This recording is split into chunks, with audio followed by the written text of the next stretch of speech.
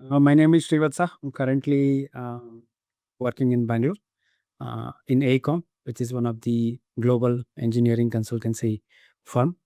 So I work as operations director for one of the business lines, which is EWB, environment, water, and energy combined one business line. So I'm the operations director for that business line. So I'm based in Bangalore.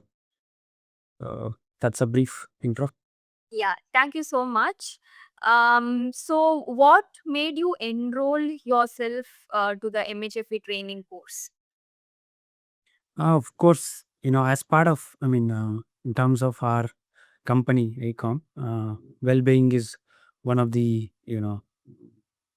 high priority areas for us, any kind of well-being. So there is a lot of focus on how do we, create more awareness, how do we focus on well-being. So one of the initiative is when it comes to mental health side of it, there are mental health allies everywhere globally. So in India as well, there is a well-being ambassador. But when it comes to mental health, we didn't have the mental health allies. We had it from the global teams, but again, we in terms of trained MHFA, first aiders. So this was probably the first time. So when this initiative was discussed, I was interested because, again, when you almost your entire working days you are dealing with people because we are into engineering consultancy. It's all about people. Right. So if our people are performing, if they are at their best, then we are doing good. So it's more of it's everything about people. So it's very crucial when you are managing people. You cannot apply the same formula for every individual. So every individual might be different. They might be going through different phases. So I was keen to know more in a when it is about MHFA. I also did a brief kind of when this proposal came. I did a brief research on what MHFA actually does, and so it is all research based and fact based kind of curriculum and the manual that you maintain. So it's more of a structured. You might read here and there, get to know about the subject, but it always helps when you go to a structured training program or go to a course. So that's why. So it was initiated by our HR business partners, but when the time came about nominating our people who are interested to be part of it, of course I showed my interest, and that's why I got into this training. Oh, that's really lovely to know. I mean, there's been a thorough thought process from your end before you took this up, and it's heartening to know, the rationale for which you took it up. And you're absolutely right, especially when you're dealing with people. Each person is different, and the way they respond to each matters a lot. As far as their productivity and their activities are concerned. So that's really heartening to know. So how was the MHFA training overall? What were your experiences while undergoing the training? What were the key takeaways? I felt that it was very well structured because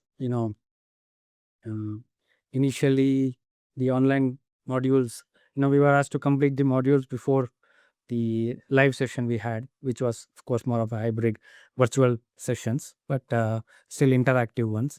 So when you look at the manual, when you start doing this online modules, you kind of set yourself that foundation is set and you know kind of what to expect, and then that makes those live sessions much more effective and more interactive as well, because you go through manual, you go through these modules online, then you have kind of an understanding, but you also have some question marks on uh, how do we really apply this and these kind of things.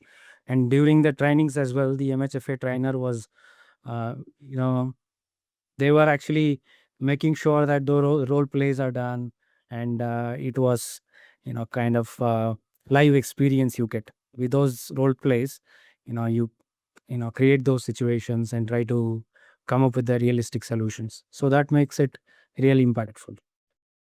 Right. What were the other takeaways? What were your key learnings from the training? One is, as you rightly said, the overall experience was realistic for you because there were role plays involved. What were the other learnings from the MHFA training? I think the more and more awareness and different, you know, types of, um, mental health conditions that might be arising, and if it is a crisis situation, then how do you address it? I mean, how do you approach a situation? You become more confident, basically. You might be having your own ways, but you are not 100% sure. But when you go through something like this, then you are more aware, you are more confident to approach a person with who is facing these challenges. And it becomes that much easier to have those conversations, or, approach in a uh, structured way. I would say you feel confident talking to that kind of a person. And when you talk more and more on these topics, the awareness improves. And if somebody is facing those difficulties, they also will feel confident that, okay, there's supporting ecosystem, they can open up, and things like this. I mean, you already have your EAPs, um, all the virtual tools, online tools might be available, but again, unless you talk to people and create that awareness, they may not really go to this your intranet portals, and voluntarily they may not be feeling confident to approach. So once you talk more on these topics among your team members, so that awareness, actually the training really, you know increase the awareness, and it also emphasized on why you should talk more openly, so that there is no stigma, and should not be judging. So communicating non-judgmentally is one of the core areas. I think the MHFA really emphasized on it. So Oh, yeah, those are the things. See, those are uh, some of the things you might be knowing, you might have heard, but that emphasis actually makes a difference. right. You become more and more aware, and you start practicing it. So that makes a difference. That's excellent. That's really excellent. So, have you started implementing the skills that you have furthered, or the new skills that you have developed? See, in terms of implementing, of course, again, I might not have come across a situation where I had to have a conversation or something, but probably I would approach situations in a different way after this training. Even simplest of simple things, for example, I have to do a restructuring within the team. Probably I would be Previously, I would have looked at, the technicalities, the timelines, the implication in terms of financials, and project delays and these kind of things. But I would be more thinking on the mental health condition also. If I have to do this today, I'll be looking at, will it create some anxiety among the team members if I do a restructuring? I'll be more conscious of it. Probably I'll do more of communications. I'll talk openly about it before I roll this out. Just to give an example. So I probably think more on those lines as well, which I would have probably done, but not to this extent. That consciousness of thinking about the mental health of Right. the team members obviously increases. Absolutely, absolutely. That's really lovely to know. And do you think going through the training somewhere also help yourself, or maybe make use of it, in your immediate environment, personal environment, so to say, maybe your family, with friends? How was it helpful in these topics?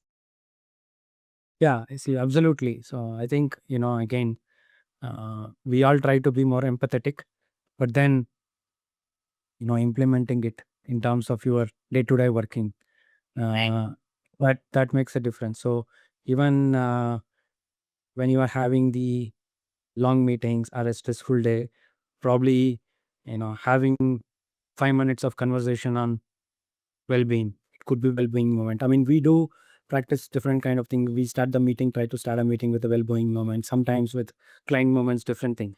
But now after this training, I'm trying to put more focus on well-being. So maybe, discuss more on the topics of well-being before you start a meeting. It could be just 2 minutes, but it creates that openness and confidence among the team members. So yeah, those are small changes. And probably I would probably if somebody is kind of not performing, we would have looked at various aspects. But now, instead of reprimanding or thinking about those lines, probably more of private conversations.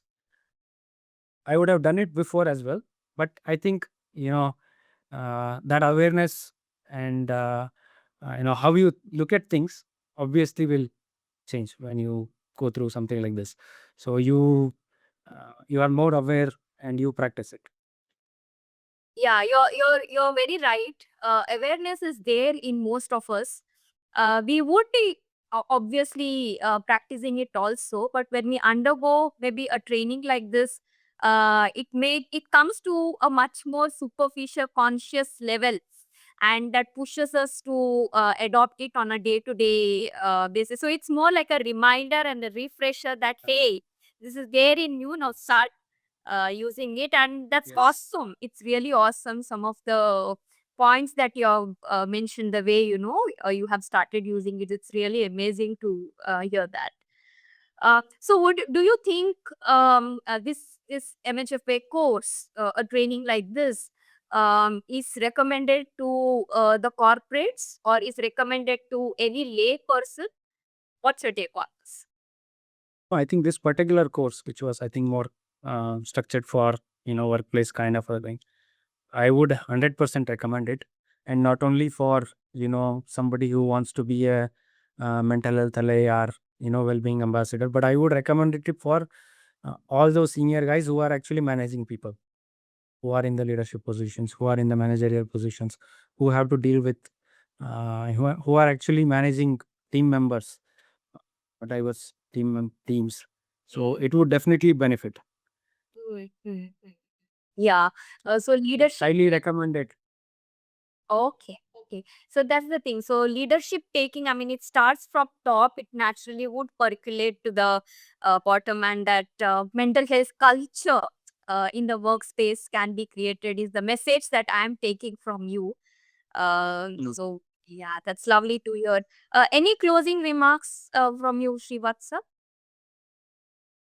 Uh, See, if I have to, summarize, definitely the training itself, as I mentioned, is done in a very structured way, and I'm sure, this is not a result of 1 or 2 days. There's a lot of research behind it. There's a lot of thought process and learning. I think from each of the training that MHFA has been doing.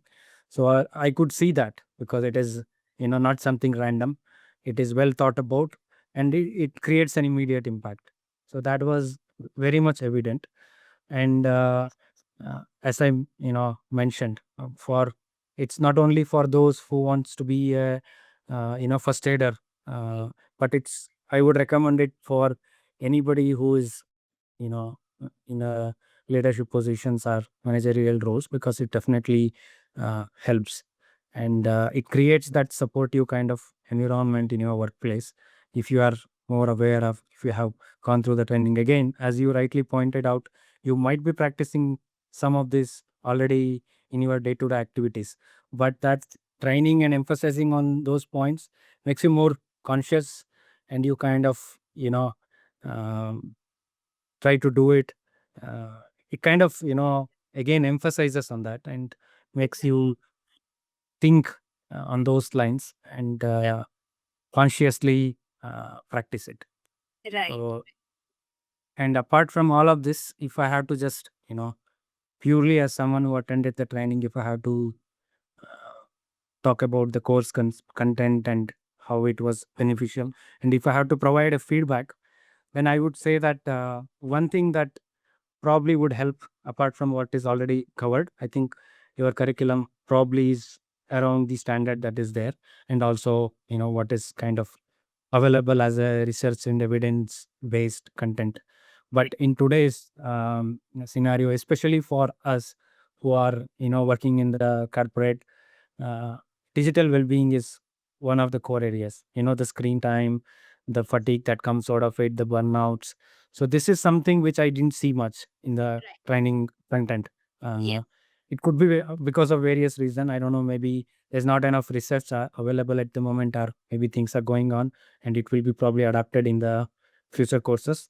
But if I have to give a honest feedback, I would say that it may not be applicable for everyone, but for somebody from the corporate attending this, so digital well-being becomes one of the critical aspect.